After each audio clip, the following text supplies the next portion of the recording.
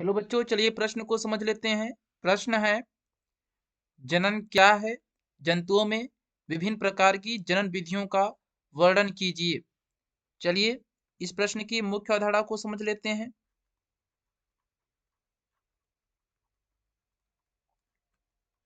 सबसे पहले आइए जानते हैं जनन क्या होता है, जनन किसे कहते हैं। जब कोई भी जीव अपने समान नए जीव को जन्म देता है। जब कोई जीव अपने समान नए जीव को जन्म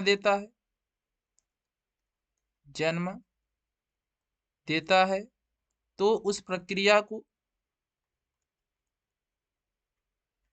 जनन कहते हैं।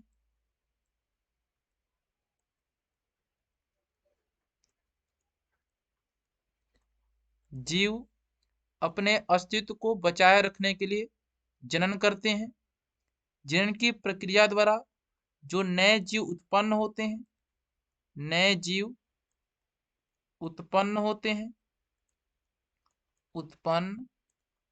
हैं उन्हें संतति कहा जाता है। जंतुओं में जनन की प्रक्रिया दो प्रकार से होती है। जनन की दो विधियां हैं।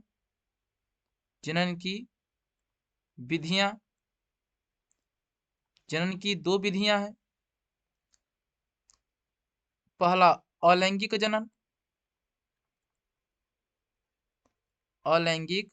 जनन। इस जनन के विधि में युग्मक का निर्माण नहीं होता है। युग्मक का निर्माण नहीं होता है और युग्मक का संलयन भी नहीं होता है। युग्मक का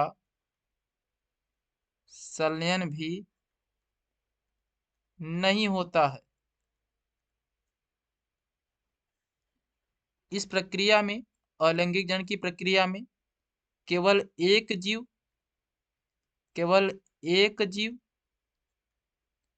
नए जीव को जन्म देता है।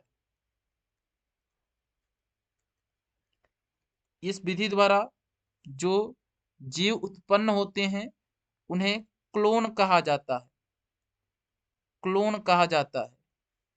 क्योंकि जो नए जीव उत्पन्न होते हैं ये अपने जनक के समान होते हैं, इसलिए इन्हें क्लोन कहते हैं।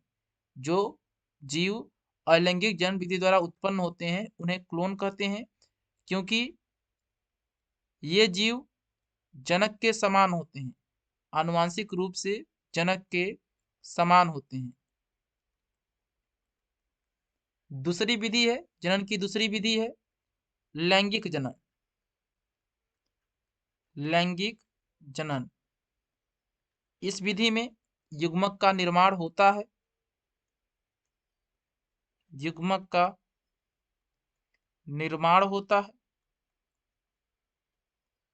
एवं युग्मक का संलयन भी होता है।